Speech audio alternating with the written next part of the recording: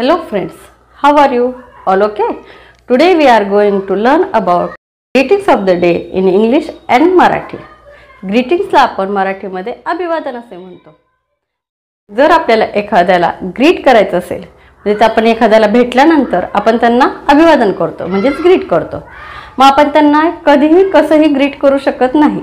तर दिवसातील वेळेनुसार आपण त्यांना ग्रीट करू शकतो.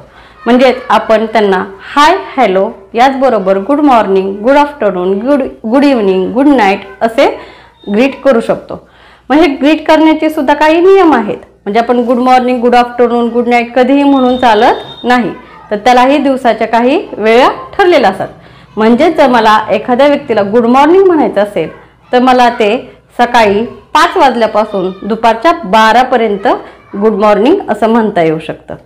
दुपारी 12 नंतर संध्याकाळी 4 वाजेपर्यंत मी त्यांना गुड आफ्टरनून असं ग्रीट करू शकते.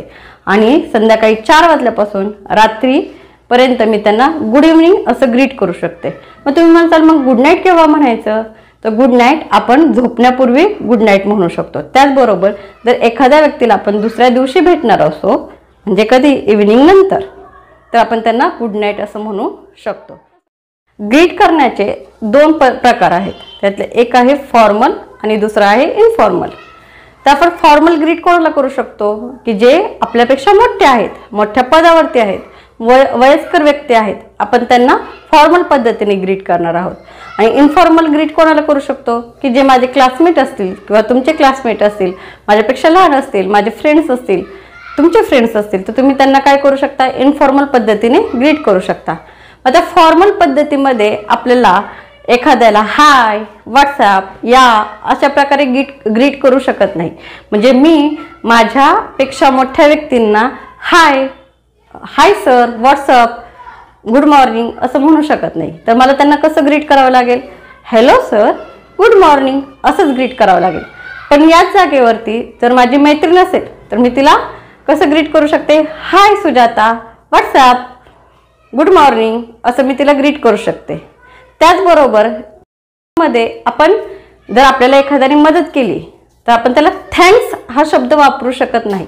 तर त्यावेळेस आपल्याला त्यांना थँक्यू असंच म्हणावं लागतं.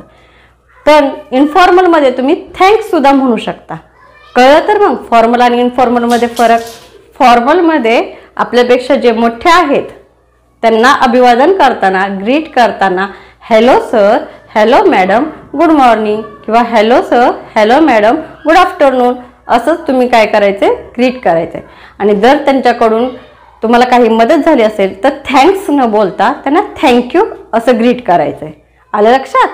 चला आपण त्याचं एक उदाहरण पाहूया. ही आहे अनुष्का.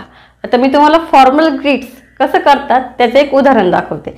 आता या उदाहरणामध्ये अनुष्काची मी मॅडम आहे. तर अनुष्का मला ग्रीट कसं करणार किंवा हे फॉर्मल ग्रीट्स कसं करणार त्याचं आपण उदाहरण पाहूया. Okay let's start.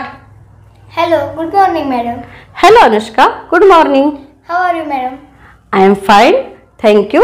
What's about you? I am fine thank you. Okay तर पाहिलं हे झालं आपलं फॉर्मल. आता आपण मगाशी फॉर्मल ग्रीट्स कसं करायचं पाहिलं. आता आपण इनफॉर्मल ग्रीट्स कसं करायचं त्याचं उदाहरण पाहूया. Okay let's. Hi good morning. Hi good morning. My name is Anushka. What is your name? My name is Vidya. Hi Anushka all good. What's happening with you? Great all is okay. Bye. एखाद्याला चांगल्या कामासाठी अभिनंदन करायचं असेल तर आपण त्याला कॉंग्रॅच्युलेशन्स म्हणू शकतो.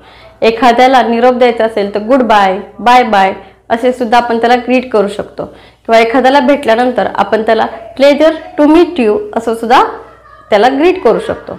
आता हे झाले किंवा ग्रीट करणं. आता आपण पाहणार आहे इंट्रोडक्शन.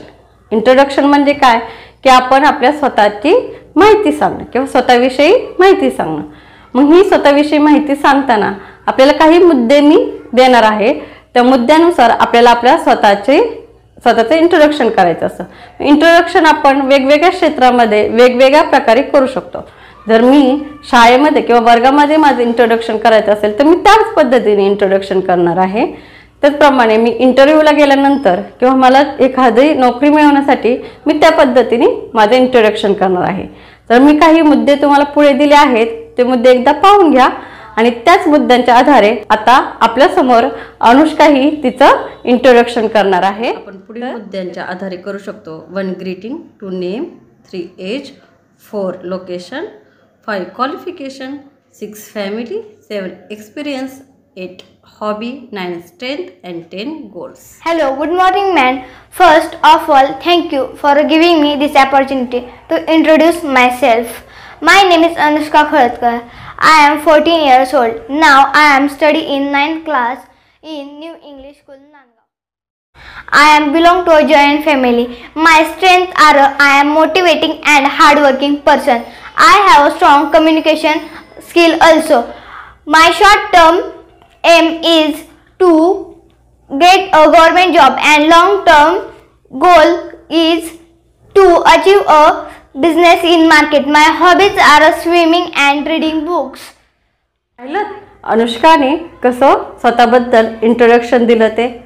अशा पद्धतीने या व्हिडिओमधून तुम्हाला ग्रीटिंग्स आणि इंट्रोडक्शनबद्दल माहिती मिळाली. मला आशा आहे की तुम्ही सुद्धा या मुद्द्यांच्या आधारे स्वतःचं इंट्रोडक्शन करू शकता आणि एखाद्याला भेटल्यानंतर ग्रीट करू शकता. थँक्यू.